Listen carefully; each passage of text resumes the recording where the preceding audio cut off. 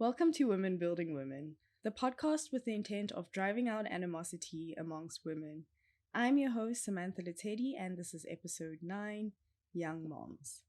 All my previous episodes have come about as a result of experiences, but the inspiration for this episode is a tad bit different. My childhood traumas and scars are so deep. I have been scarred to the point where I do not want children. And don't get me wrong, I don't have any problem with children themselves. And I love and adore my nieces and my nephews, and they have expressed that I am their favorite auntie. Yes. But I do not want children of my own, unfortunately. And our elders, society, the world that we are born in teaches us as young girls that a woman must get married and bear children. And if you don't, some perceive you as less than. I always refer to Oprah's Super Soul podcast where she interviews Tracy Ellis Ross, and a lot of people who know me know that I'm a huge fan of Tracy.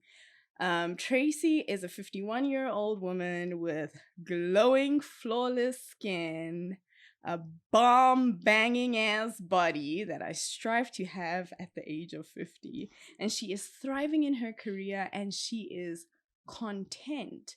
And she spoke about how she was asked if there is meaning to her life because she doesn't have children and a husband. So that's what people think your life amounts to. If you have children or a husband, then there's so much meaning to your life. And if not, I guess there isn't.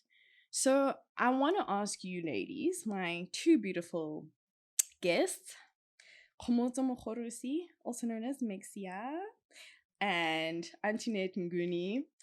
I would love to know from you ladies, would you consider your life to have no meaning if you had no child?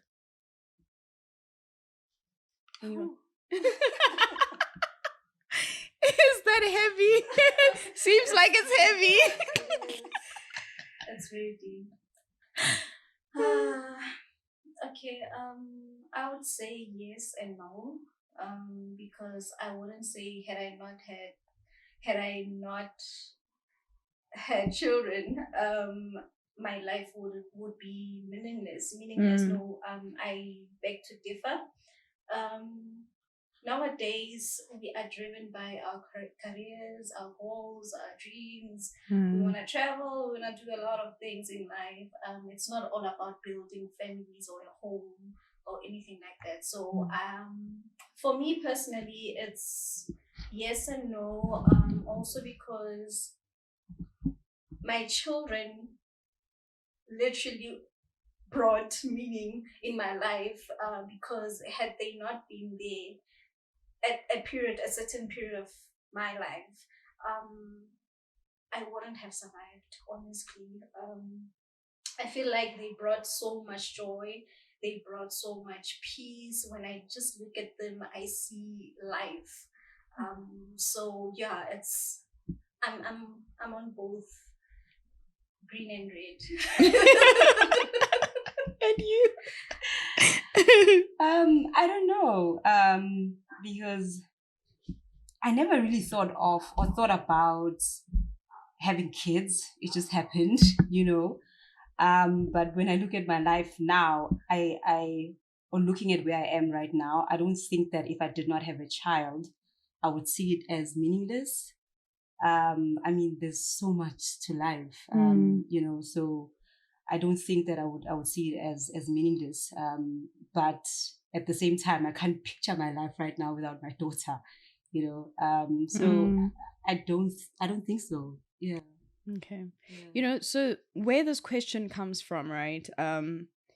I was in a group therapy session and I don't remember what the particular class was on at that time, but the question that they asked us, all of us, and you had to answer it individually was, what gives your life meaning? And the occupational therapist said so many people, especially so many women, when you ask them that question, their response is my children. So he asked us to take a step back and look at yourself before the child. what gives your life meaning? And there was a whole debate in that class because the mothers in that class were like, no, what do you mean? My child is part of my life. And he's like, but before there was your child, there was just you. You know, so that's where the question came from, and that's where the next question comes from as well. What gives your life meaning? What gets you out of bed every single morning? Yeah. I think with that question from your therapist, right? I understand where the mothers were coming from, because it's very difficult to see your life prior to your kids, or to remember what it looked like. Well, for me at least, I don't really remember what my life, not that I don't remember, but I don't remember the meaning. I don't know how to put this actually. I think it's a bit difficult to remember your life years prior to your kids, right? And so when you have the kids, then you feel like that's the only thing now that you ought to live for, right? And it shouldn't be like that. For me, what gives my life meaning is my God, right? God gives me life. You know, the opportunity that I have to live in my God given purpose also gives me life. You know, to know that I wake up every day and I'm given the chance to go out there and live in my God given purpose. Yeah, that's where I guess I get my meaning for my life. Yeah. I get you. Yeah. Motto?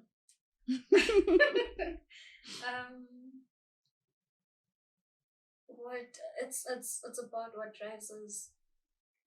What gets you out of bed every morning? What gives your life meaning, basically? Sure, it's such a broad question. Life itself,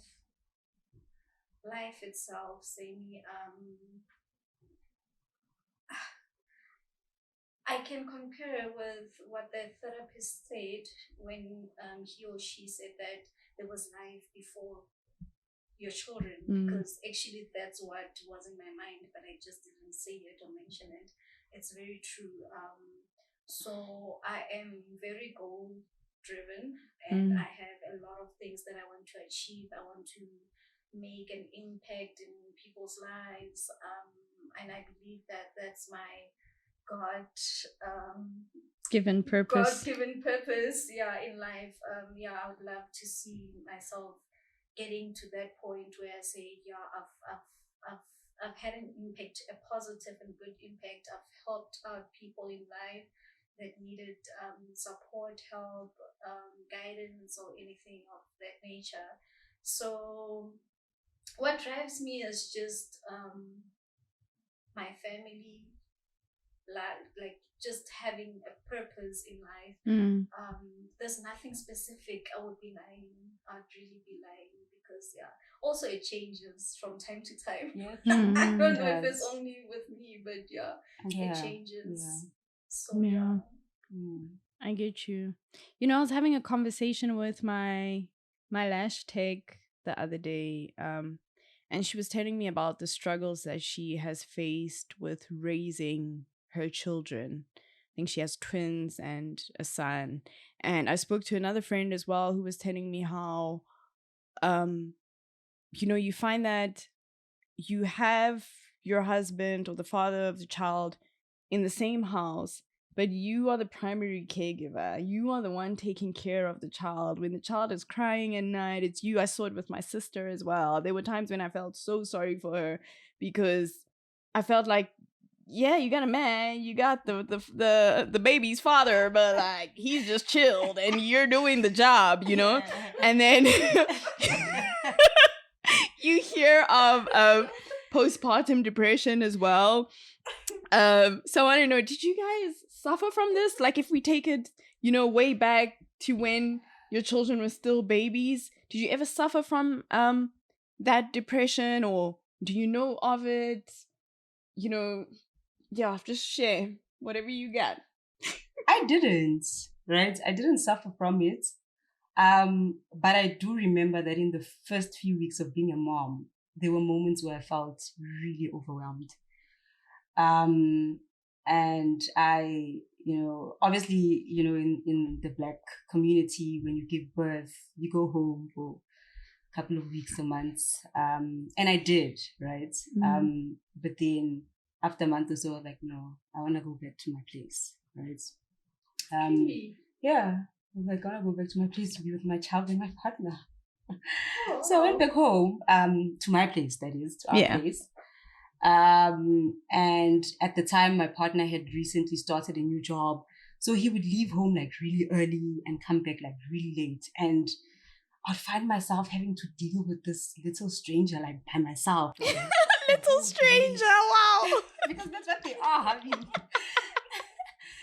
I'm like, oh my gosh, so I felt like now I'm the only parent here. So I felt, really, really overwhelmed. And I remember having a conversation with my mom, and my mom was like, dude, come back home. Like, come back home and I'll help you, And then I was like, okay, cool. And I went back home, and with her support, I think those, feelings of anxiety and being overwhelmed just left, I guess. Yeah, and I then eased into being a mother. Yeah. Yeah. Yeah, I also didn't have that. I can say I had antenatal depression rather, because I was going through a lot during my first pregnancy as a first year varsity student. So yeah, there was just a lot going on there. I was still very young. I was confused. I was ashamed of what I had just done. I felt like I was reckless or careless. Like I had so many emotions. I was often very sad, and I would be teary all the time, or actually cry all the time. And my mom would find me in my little corner, ask me, Kgomotso, why are you crying? And I'll be like, I don't know, I just feel so overwhelmed and sad and so disappointed in myself. So yeah, but after I saw that baby, like everything just went away. Everything just went, the amount of love. Oh my gosh. You feel it was, like literally physically you can feel it. Your whole body reacts. It was so beautiful. I don't want to like, and with my mom's support as well. I have 2 kids. So with the first one, my mom was like, literally, she said, okay, this is my child. She's not yours. The first one is mine. So you'll see, you'll go back to school, continue with your life and all of that. And that also, I guess, helped me out. To have that support from my parents, my dad also saying, nope, you are not quitting, you continue with school, I'll continue paying for you. And that was a great deal because he was paying cash. And when I fell pregnant in my first year, I just had to make sure that I passed. Being in that exam room, hiding my tummy with the other students being there, I was like, I have to do this. And I remember there was one module that I went into the way I was so stressed about the pregnancy, I went into the exam center and I just went blank. Till this day, I do not know how I passed. I swear to God, it was just God. I swear to God, I was so blank. I looked around. It was like, people are writing, Kgomotso, write something. I was just blank. But with my dad and mom saying, you're gonna go back to school, take care of your kid and everything, I guess I didn't have the postpartum. Yeah. And it all boils down to like support. You need it, more especially as a first-time mom. Yes. If you have that support structure, then everything just works out. It does. It does. So the reason I ask about the depression aspect of it is because the conversations that I've had with young moms, 90% of the conversation is them expressing the challenges and the hardships that come with raising a child or a baby. And then the 10%, which is the conclusion, is, but my child is my bundle of joy. The positivity part of it is the 10% in the end. Like how you express that you went through all of this, but when you would look at your baby, you had these goosebumps. But that's not the conversation that outweighs the entire one, right? And I remember at work, there are two ladies that I work with. One is older than me. The other one is like just slightly older, but the other one is way older. And they both said the same thing to me. They said, Samantha, if you have the choice to not have children, take it. And that was the first time in my entire life, in my 31 years of being on this earth, that women were that honest to say, if you have the option to not have children, don't have them. Because every other mom will tell you, no, my child changed my life. And yes, of course you love your child. Come on, like that's the way it is. That's life. That's how it's supposed to be. Yeah. But that honesty from them, it was so refreshing. And I think also a lot of it boils down to the lack of support, you know, that you receive. Because I think if you have like a helping hand, it's much more manageable. So I want to find out, to what extent is the father of your child involved in raising your child? He's very involved, like super involved, like in every way possible. And I'm grateful for that, because as a girl child, you know, we do need our fathers. And you should see my daughter, like she literally just lights up when the dad just steps into the room. I love the relationship that they have, so I don't have any issues, you know, in that regard. Yeah, I don't, you know, like when you speak about a girl child and their father, obviously I don't remember when I was a baby what happened, you know, like with my mom and with my dad, but my mom passed away first, so I stayed with my dad for about a year afterwards, because then he passed away a year after. But my dad tried so hard to make me feel like the other parent is still around. Like he tried really hard. He'd buy me toys every week. He'd be around. He tried to see how he can tie up my hair in a pony, even though he was really struggling and failing at it. And those are the things that I remember right now. Like even when I watched that movie, you know, that Kevin Hart movie, I forgot the name. I forgot the title. I don't think it's Parenthood, but even in that movie, it's a similar dynamic where the mom passed away and he's taking care of his baby girl. I really felt that. Like, I was touched because I know how it feels. Like, it's so important for the father of your children to be involved, but we live in a society where, because, like I said, women are the primary caregivers, it's not really something that happens, and we give them so much praise when they do it, even though it's the bare minimum. But we like give you are them supposed to do it. the praise. Yeah. Exactly. And I just want to, because now I've been mentioning my childhood, obviously, and there's a lot of brokenness that came out of that, and I also expressed that in the beginning of this episode, that's the main reason that I do not want to have children. So in that breath, I want to find out if you guys feel that you've passed on any brokenness or childhood scars to your child, even though it's unintentional. Like Kgomotso, we had a conversation briefly about how you felt like sometimes you lash out and then you realize that it's something that's like because of, you know, past traumas, but you're trying to rectify that. Would you like to just elaborate further on that? Yeah, that was from my father's side. My dad was very strict. He had no limit to his strictness.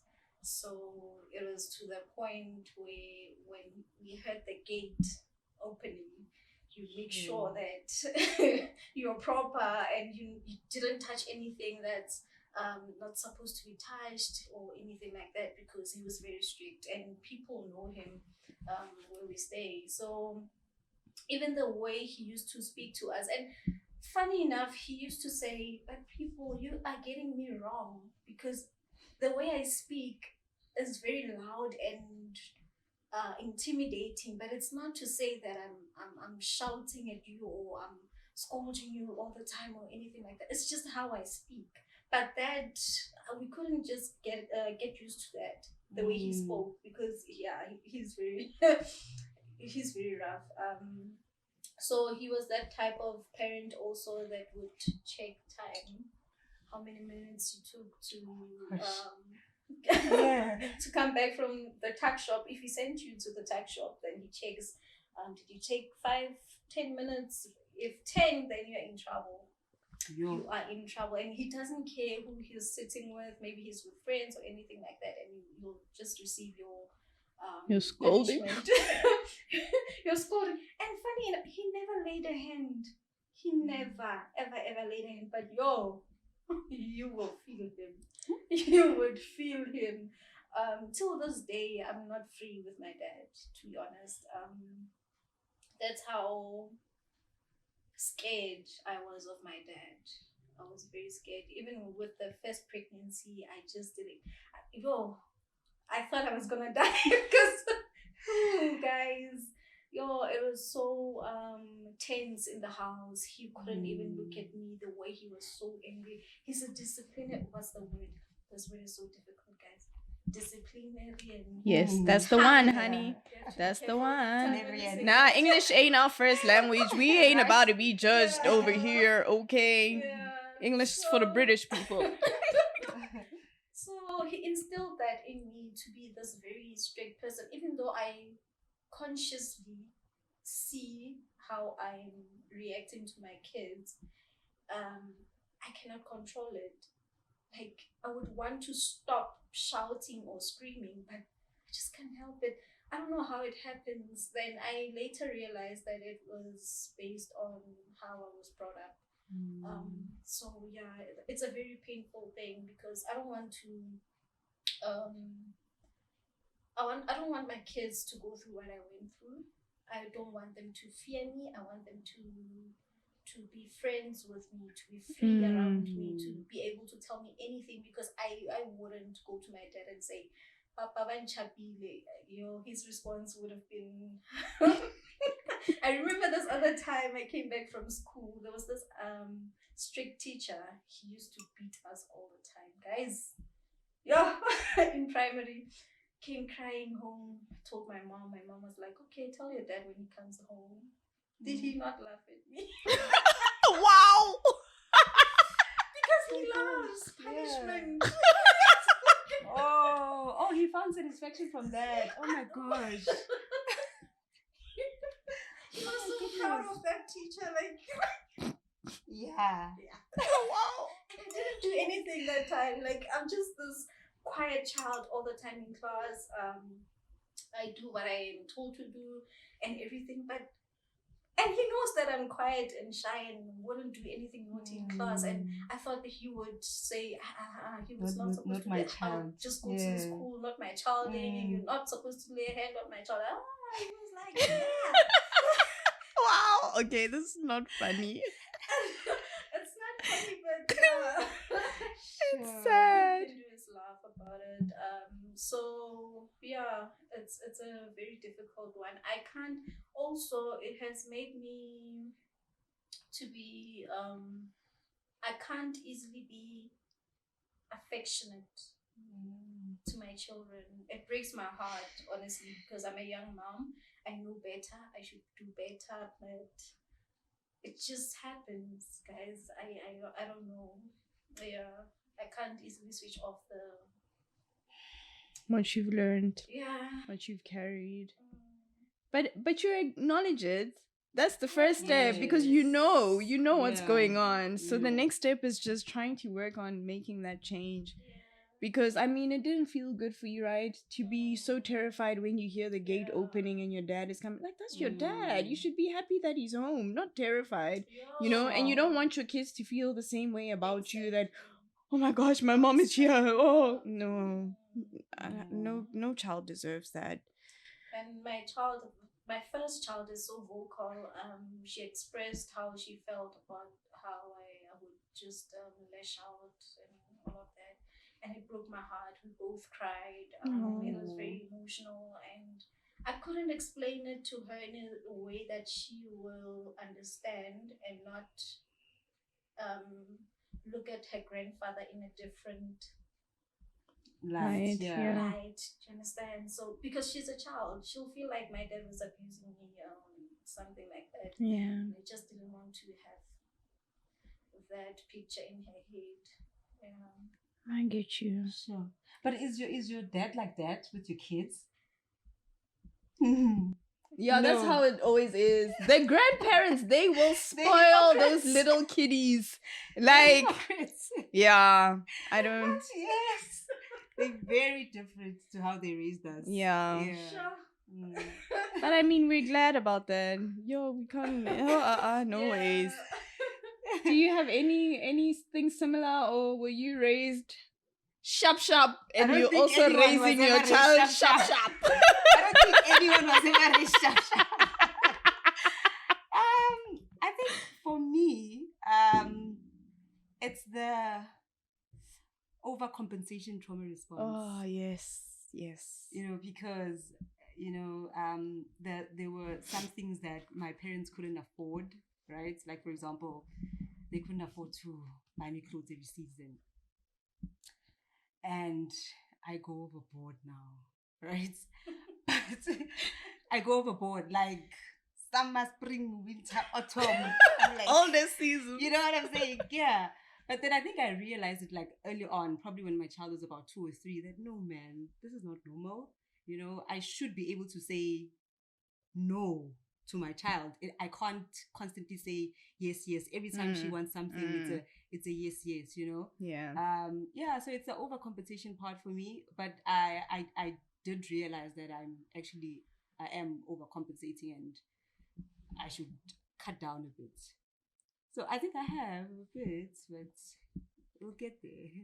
I get what you're saying with the trauma response, and I think it also filters into the reason that I am terrified to have children, because I do not know which way it's going to go. Because I feel that one side of me feels like because of all that I have lacked, I will want to overcompensate. So I might end up spoiling the children rotten to the point where they just become rotten. Yes, exactly. Yeah. Or because I had to survive, I had to fight, I had to overcome all these challenges, maybe then I'll also raise them in that way of toughen up, little mate, like be strong.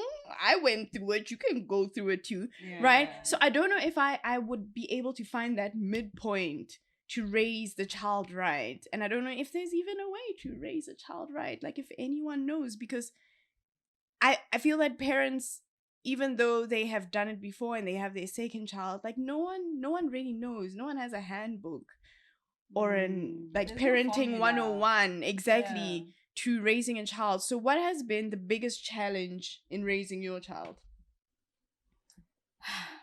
For me, it's finding the balance between disciplining her, right, and also not putting her in a box. So, for example, I want to teach her to have manners and be able to speak to people properly and not be rude and all of that.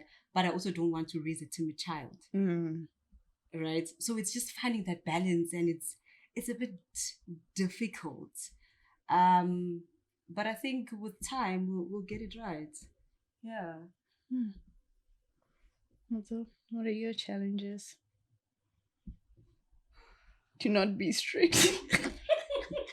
I'm kidding. That too, yeah. Actually quite right.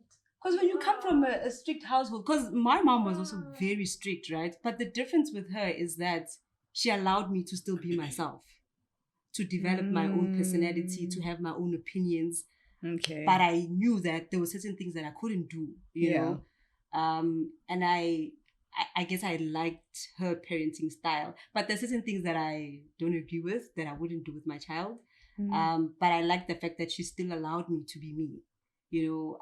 And even when I went to varsity, although she was strict and I couldn't go out partying with friends or whatever, when I got to varsity, I didn't have that thing, freedom. Yeah. No, you know, Yeah. let's go I get wild. you. Yeah, no, Yeah, I didn't have that. Yeah. Also, were you adding on to the strictness? No, actually, I was just thinking the challenges would be, whew, guys.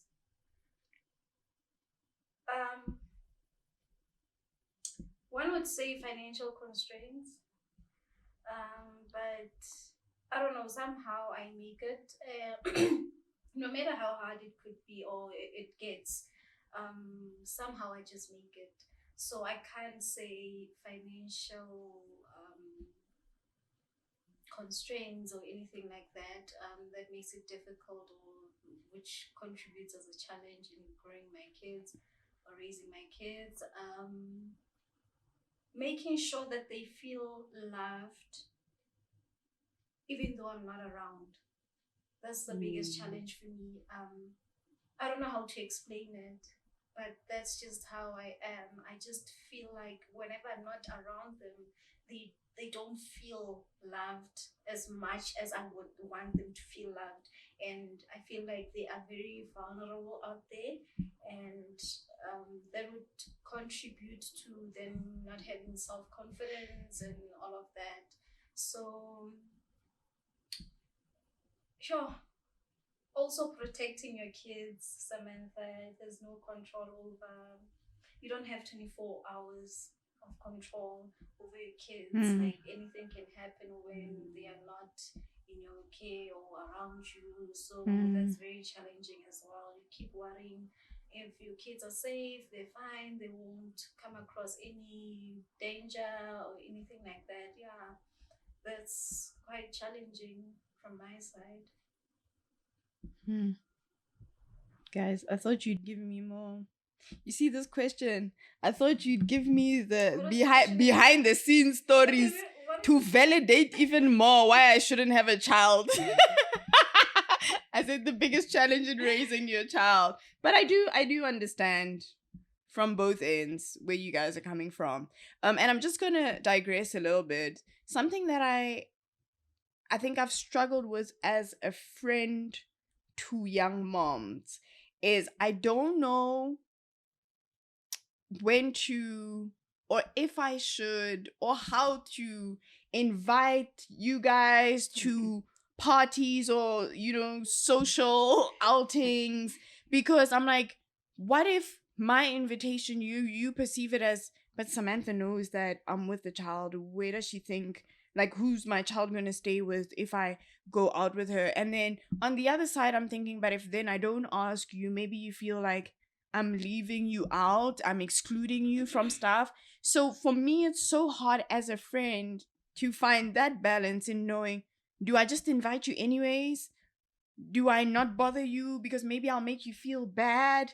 So how do you guys feel? What would you want your friends to do or tackle this little dilemma that I have? Actually, that's so true. That's one of the challenges that we experience. I don't know about you, but it's very limiting, really. Having a baby or children is very, very limiting. You'd want to go out with friends, even during the week, after work, have a quick drink or whatever, supper or whatever drink, just to catch up, just to like loosen up and everything like that. But like even that you cannot do, because why? The kid has to take a bath. The kid needs you. They need your time and attention before they go to sleep. They need, if they're in school, then you have to help with homework as well. Make sure that their uniform is proper, ready for the next day and all of that. So I felt that a lot with my first child. Even though my mom has been of great support since the beginning, but she'll make you also take part, take responsibility, do your share. And sometimes that share comes at a time that you want to go out and you can't negotiate. She'll be like, I'm tired. It's your baby at the end of the day. And Yeah. she wouldn't say that. She would be like, Yeah. today. I need you. Yeah, so. So would you say I should still continue to invite you, and then it will be up to you, Yes, or should please I not do overwhelm you with my invitation? Please do invite me, because as we said, there's me before the kid. So maybe you'll be asking at the right time. So maybe I might be able to attend or go with. So it's nice to get invitations. Like, it reminds you that you're still alive, you're still Kgomotso, you still need to go out and be yourself and all of that. So yeah, those invitations helpful. Yeah, send them through, Sam. Come on. I feel like Right? Letshedi, like I just No, send them through, right? And then it will be then up to me to say no, I can't, But obviously, don't what's the word? Rely on me like so much, right? Because I have this other person that's relying on me the most, Yeah. who needs me the most. But send them through. People don't talk about how hard it is being a mom, hey? It's very hard. There's a lot that comes with it, especially if you don't have like supports, if you have a stay in nanny, you can leave the child with the nanny and go out partying. But if you don't, then you rely on people to assist you with, that. But yeah, send them through, Sam. So for me, I have a schedule. My child also has her own schedule. Yeah. So my schedule also, or my life revolves around my child's schedule. So for example, schools are going to close soon. Then I'll send away, and then I'll have a visa to do whatever it is that I want to do. Right? Also, when I travel, the dates are centered around her schedule. Yes. Yeah. So that's that. Okay, great. So my next question was going to be around support system, and I feel that both of you guys have answered it, and it points to your mothers. Thank God for mothers. But then you find, for instance, like someone like me who does not have a mother, right? Another reason, because there are multiple reasons as to why I do not want children, and like I said, it doesn't come from a selfish place. Another reason is that I don't think there is any family member that I trust enough to take care of my child if I were to die, God forbid. And I think probably the one person that I trust is too old at this point. So that's another reason, and that's why I keep on going to support system. Support system is so important. But do you guys want to add on anything? I know you have touched on the fact that your mothers have been a great support system. Do you want to add on anything on that point in terms of your biggest support system throughout raising a child? For me, it's not just my mom. I have my siblings as well. My sisters. They are amazing. Oh, I know your sisters. I love your sisters. I wish your sisters were my sisters. My sisters are good things. So yeah, it's them. It's my mother. I know that when my child is at, my parents' house, she's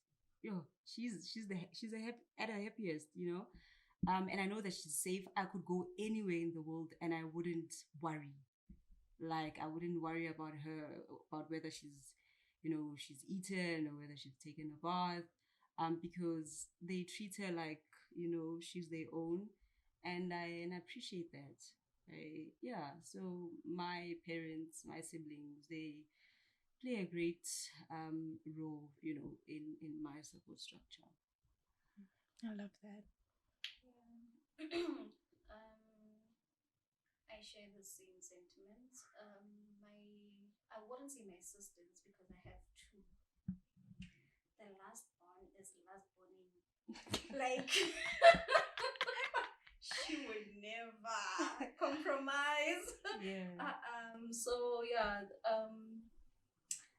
the one that's following me is very supportive. I'm working far away from home, so she does most of the things that I cannot do. being away. So yeah, she helped my mom very much. Also my dad, in terms of maybe needing to transport my kids sometimes, personal transport, or from crèche or to crèche, he also comes through for me. I appreciate that. My first daughter's grandmother, yeah, she's amazing. She's so supportive. She's very, very loving and supportive of her grandchild. So yeah, that makes a great difference in my life. And it's like her support doesn't only go onto her, but me as well. Like she's very she's a nice person. She's a very, very considerate and nice person. So yeah, I hope I didn't leave anyone out. I'd like to thank my mom, my grandma. No, but they know you're grateful either way. I just want to say thank you so much, ladies, for being brave enough to be part of this episode. I know there's some parts in people's lives that they are not willing to share, or it's hard to share with the world. But the both of you were brave enough to be here and share these parts of your life, and I appreciate it so much. Thank you. It was also very informative for me. Like I said in the beginning of this episode, I don't have much to add on because of lack of experience, but that's why we need such conversations so that we know what goes on behind the scenes. Because so many times you see on Instagram baby shoots or pregnancy shoots, and they're so happy, and you don't know what's going on behind the scenes or behind closed doors. So it's really great to hear the realness of it, you know. And that's why I found the advice from those ladies from work to be so refreshing, you know.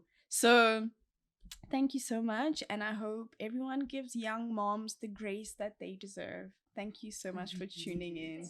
Thank you for having us.